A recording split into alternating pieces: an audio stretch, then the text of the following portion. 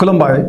बेयो बड'लेण्ड इंखं टेलिभिजन दिनै 21 नभेम्बर 2021 रबिबार खालि सानसेनि बरादखौ नोंथांमोननि खाथियाव लाबोदों आं सदानन्द दैमारिया।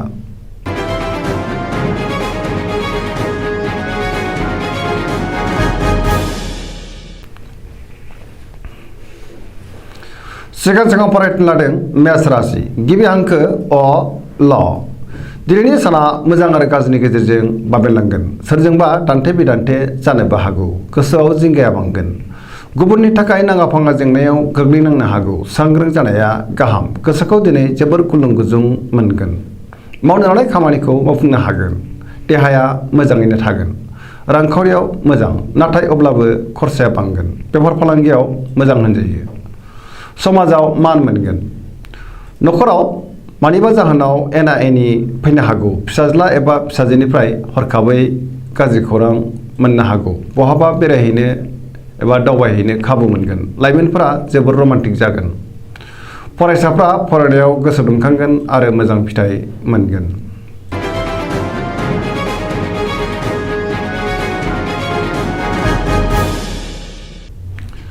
वृष राशि गिबि हांखो इ उ ब दिनैनि साना जोबोर मोजां गुबुननि हेफाजाब मोननानै गोसोखौ दिनै जोबोर गोजोननाय मोनगोन गोसोआव बोलो बांगोन मावनो लानाय खामानिखौ थि समावनो आरो गोरलैयैनो मावफुंनो हागोन समाजाव मान मोनगोन रांखावरियाव दिनै जोबोर मोजां होनजायो मोननो गोनां धोनखौ मोननो हागोन बेफार फालांगियाव जोबोर मोजां मुलाम्फा मोनगोन आयाबो बांगोन बहाबा थाङोब्ला दिनै जोबोर मोजां आरो मोजाङैनो हान्थिनोबो हागोन न'खराव बिसि फिसायनि गेजेराव अनलायनाय फैगोन देहाया मोजाङैनो थागोन सेंग्रा सिख्लाफ्रा जोबोर रमान्टिक जागोन आरो गावबा गावनि गोसोनि साननायखौ फोरमायलायनोबो हागोन फरायसाफ्रा फरायनायाव गोसो दुंखांगोन आरो मोजां फिथाइ मोनगोन बहानिफ्रायबा मोजां खौरां फैनो हागौ पजिटिभ एनार्जिनि गोहोम गोग्लैगोन गोसोनि साननाय आरो लुबैनाया मोगथाङाव जाफुंगोन सरासनस्रायै दिनै साना जोबोर मोजां आरो मोजाङैनो बारग'लांगोन।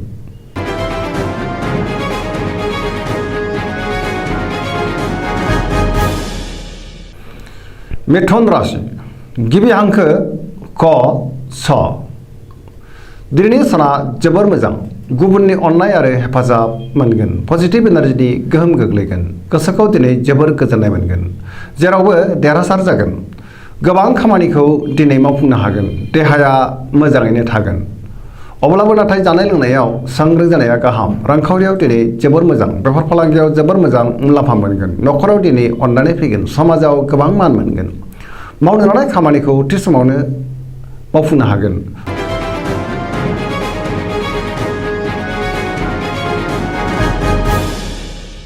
कर्कट राशि गिबि हांखो ड ह दिनैनि साना जोबोर मोजां गोसोखौ जोबोर गोजोननाय मोनगोन मावनो लानाय खामानिखौ थि समावनो आरो गोरलैयैनो मावफुंनो हागोन रांखावरियाव दिनै जोबोर मोजां बेफार फालांगियावबो जोबोर मोजां मुलाम्फा मोनगोन मोननो गोनां धोनखौ मोननो हागोन देहाया मोजाङैनो थागोन गुबुननि हेफाजाब मोनगोन गुबुननि गोसोखौ बोनोबो हागोन न'खराव बिसि फिसायनि गेजेराव अनलायनाय फैगोन गोसोनि साननायफोरा जाफुंगोन बहाबा थाङोब्ला सांग्रां जानाया गाहाम समाजाव बयजोंबो गोरोबनानै थानो रोंगोन लाइमोनफोरनि गोसोआ दिनै जोबोर रमान्टिक जागोन पजिटिभ एनार्जिनि गोहोम गोग्लैगोन।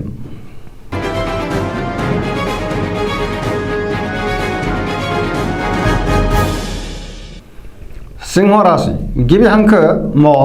ट दिनैनि साना जोबोर मोजां बयजोंबो अनजागोन आरो मोजां मोनजागोन गोसोखौ जोबोर गोजोननाय मोनगोन सोरबा गोजाम लोगोजों बहाबा लोगो मोनज्लायनो हागौ मावनो लानाय खामानिखौ थि समावनो आरो गोरलैयैनो मावफुंनो हागोन जेरावबो सांग्रां जानो रोंगोन गोसोआ दिनै जोबोर रमान्टिक जागोन रांखावरियाव जोबोर मोजां होनजायो गोबां धोन आरजिनोबो हागोन अदेबानि खरसायाबो बांगोन बेफार फालांगियाव मोजां मुलाम्फा मोनगोन न'खराव दिनै गोजोनैनो थागोन गोसोनि बोलोआ बांगोन समाजाव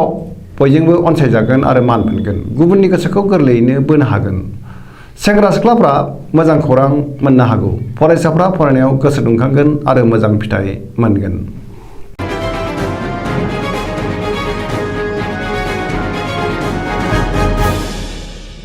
कन्या राशि गिबि हांखो प ट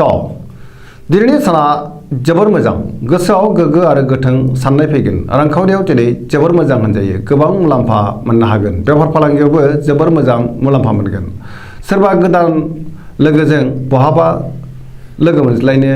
हागौ न'खराव दिनै अननानै फैगोन फरायसाफ्रा फरायनायाव गोसो दुंखांगोन आरो मोजां फिथाइ मोनगोन सेंग्रा सिख्लाफ्रा गोसोखौ दिनै जोबोर रमान्टिक मोनगोन आरो गावबा गावनि गोसोनि साननायखौ फोरमायलायनोबो हागोन समाजाव मान मोनगोन देहाया दिनै मोजाङैनो थागोन गोसोनि बोलोआबो बांगोन गोसोनि साननायफ्रा मोगथाङाव जाफुंगोन जेरावबो गोजोनै थानो हागोन पजिटिभ एनार्जिनि गोहोम गोग्लैगोन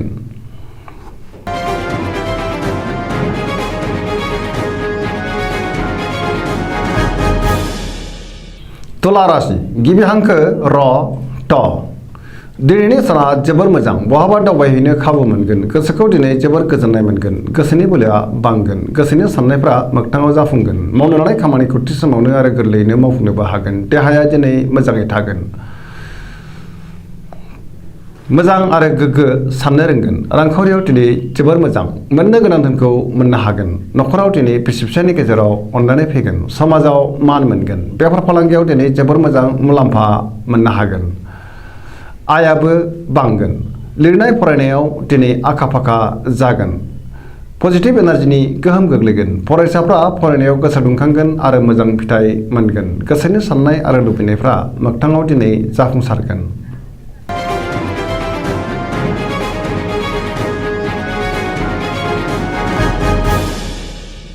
वृश्चिक राशि गिबि हांखो न स दिनैनि साना जोबोर मोजां बयजोंबो अनजागोन आरो अनसायजागोन गोसोनि बोलोआ बांगोन गोजोनै थानो हागोन फैबाय थानाय समफोरा जोबोर मोजां होनजायो लोगोफोरनि हेफाजाब मोनगोन सोरबा लोगोजों बाख्नाय जानो हागौ गोसोआव दिनै गोग्गो साननाय फैगोन मावनो लानाय खामानिखौ थि समावनो आरो गोरलैयैनो मावफुंनोबो हागोन गोसोनि बोलोआ बांगोन बहाबा दावबायहैनो खाबु मोननो हागौ समाजाव दिनै गोबां मान मोनगोन न'खराव अनलायनाय फैगोन रांखावरियाव जोबोर मोजां बेफार फालांगियावबो जोबोर मोजां मुलाम्फा मोननो हागोन देहाया दिनै मोजाङैनो थागोन गुबुननि थाखाय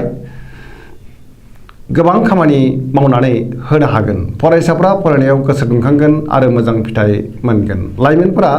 जोबोर रमान्टिक जागोन आरो गोसोनि साननायखौ फोरमायलायनोबो हागोन पजिटिभ एनार्जिनि गोहोम गोग्लैगोन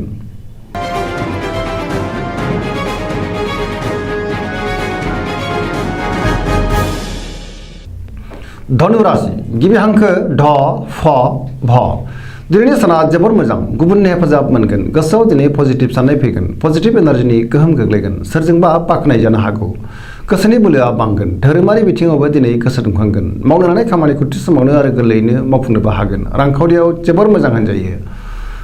नाथाय अब्लाबो खरसायाबो बांगोन बेफार फालांगियाव जोबोर मोजां मुलाम्फा मोनगोन देहाया मोजाङैनो थागोन न'खराव अनलायनाय फैगोन बिमा बिफानि अननाय आरो बोरखौ दिनै मोननो हागोन गुबुना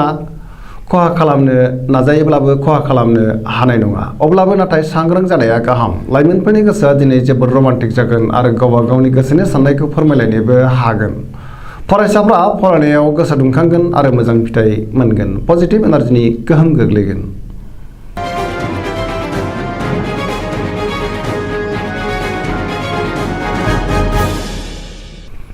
मकर राशि गिबि हांखो ख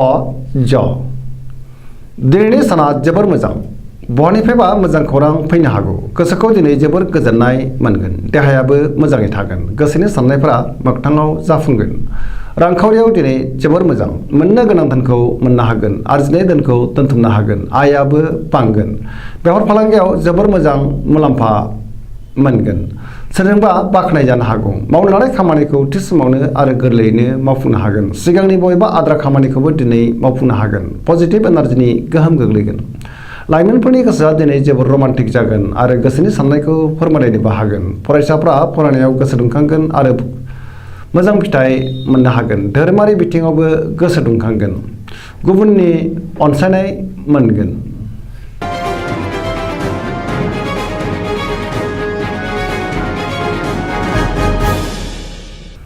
कुंभ राशि गिबि हांखो ग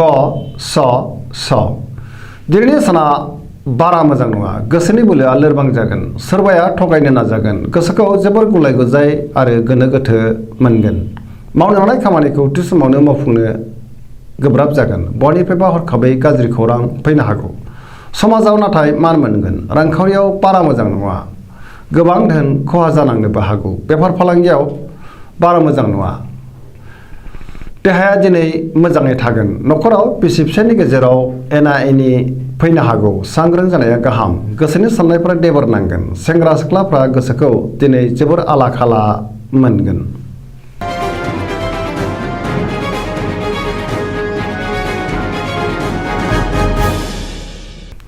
मीन राशि गिबि हांखो ड स दिनैनि साना बारा मोजां नङा माबा मोनसे गाज्रि खौरां मोननो हागौ गुबुननि थाखाय जेंनायाव गोग्लैनांनोबो हागौ गोसोखौ जोबोर आला खाला आरो उसुखुथु मोनगोन गोसोनि बोलोआ लोरबां जागोन देहाया मोजाङै थागोन रांखावरियाव मोजां बेफार फालांगियावबो मोजां होनजायो न'खराव दिनै अननानै फैगोन लाइमोनफोरनि गोसोआ दिनै जोबोर उसाव बादाव जागोन गोसोनि साननायफ्रा देबर नांगोन